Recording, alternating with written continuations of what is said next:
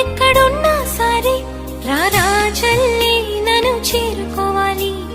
నా తోడుంటూ ఎన్నడైనా సరే పసి పాపల్లి నన్ను చూసుకోవాలి.